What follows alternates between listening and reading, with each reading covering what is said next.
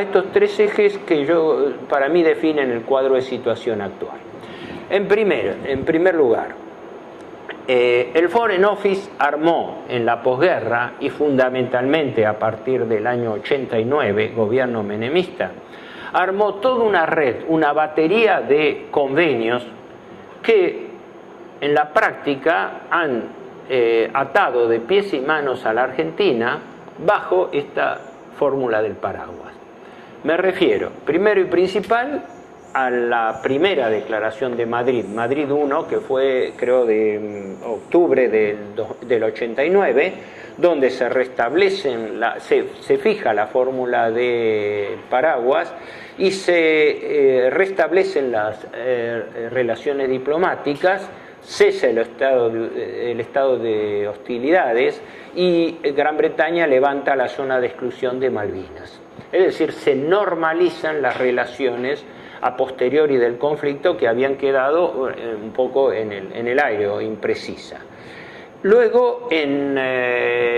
febrero del 90, 15 de febrero del 90, se firma la segunda declaración de Madrid, que también están concebidas no como tratados directos, sino como declaraciones bilaterales o unilaterales, es decir, la idea de las dos declaraciones, los dos documentos coincidentes. Una fórmula también muy bien pensada por el Foreign Office para obtener compromisos que no resultan de un pacto formal, sino de una autoaceptación del país que lo dice. Más allá de que eso implica puntos a favor y puntos también en contra, que es lo que se da a través de las medidas de confianza mutua. Este Tratado de Madrid II, el del 15 de febrero del 90, es el que establece, además de las relaciones bilaterales, establece importantes restricciones en materia de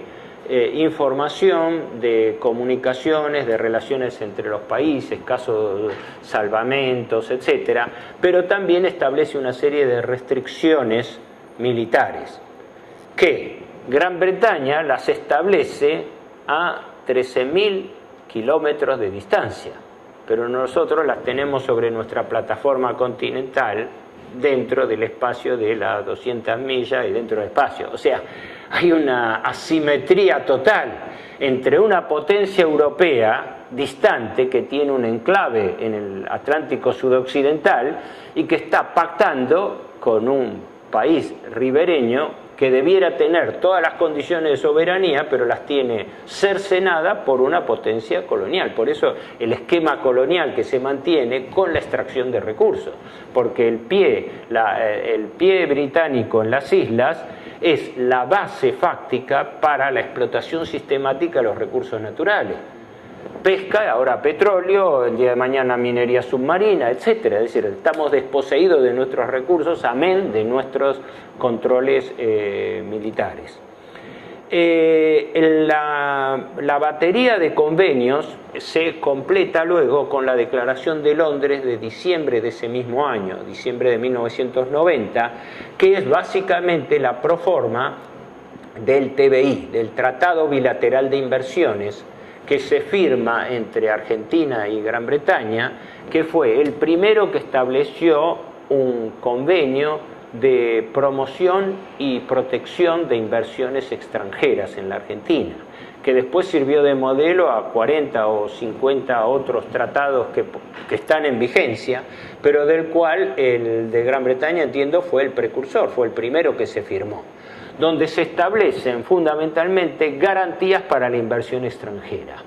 Estos tratados, más allá de que se pueden o no discutir en cuanto a la extensión, la amplitud de sus cláusulas, conllevan una observación preliminar. Son tratados desiguales, por la simple razón que toda garantía sobre inversión extranjera sirve fundamentalmente y es funcional al país inversor, en este caso Gran Bretaña, el país desarrollado, porque nuestras inversiones en Gran Bretaña no tienen obviamente la misma relevancia. Así que cuando estamos hablando de tratado de protección recíproca de inversiones, eso parece una humorada, porque en realidad es tratado de protección de las inversiones británicas. Además hay determinadas sutilezas, no voy a entrar acá por una razón del carácter de esta exposición, que es más bien de difusión, ¿no?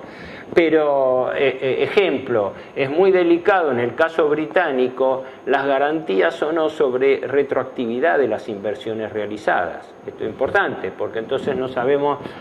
bien a qué periodo de tiempo nos estamos refiriendo para cubrir eventuales inversiones. Ni hablemos del conflicto que se presenta cuando se producen inversiones en zona de disputa, que quedan también sujetas a discusión sobre cuál es el alcance o no. Se podría complicar mucho esto, pero yo simplemente estoy enunciando los acuerdos de esta batería, de esta red de tratados que el Foreign Office elaboró con el consentimiento y con la complicidad del gobierno argentino. Fundamentalmente esta fue una armazón que se hizo, como bien lo señala el doctor Julio González, en la gestión del doctor Cavallo en el Ministerio de Relaciones Exteriores, 89 hasta el 91-92, y luego fue continuada fundamentalmente por el canciller Vitela. Pero el armazón de los tratados de Madrid 1 y 2, y del Acuerdo de Londres y del Tratado Bilateral de Inversiones, que es ratificado por ley del Congreso, la ley 24.184, ratificó este tratado que en su oportunidad yo elevé un informe proponiendo denunciarlo. El tratado podía denunciarse a los 10 años o puede denunciarse con, entiendo, 12 meses de anticipación. ¿Por qué? Porque si esta red de contactos, esta red de tratados es un encadenante para la Argentina, una de las medidas más inteligentes, concretas y legítimas de la Argentina es ir desarmando uno por uno todos estos acuerdos para retrotraer la situación y replantear las negociaciones desde un inicio. Porque si, vamos a lo concreto, si todos estos tratados fueron suscritos por la Argentina para allanar una fórmula de paraguas o de reserva de soberanía,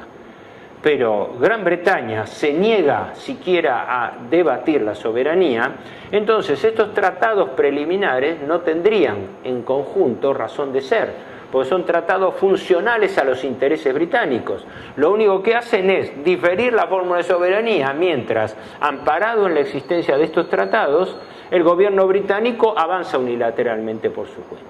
Por eso el segundo teatro de operaciones que tiene la Argentina como conflicto es lo que pasa en el Comité de Descolonización de Naciones Unidas,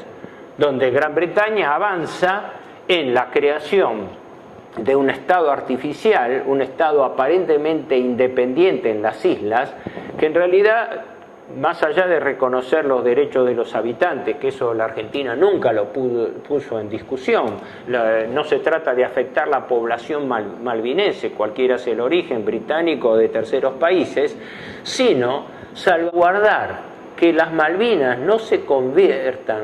en un Estado artificial, porque las islas son una dependencia formal de la metrópoli británica. Entonces la metrópoli británica no puede crear una ficción. Esta experiencia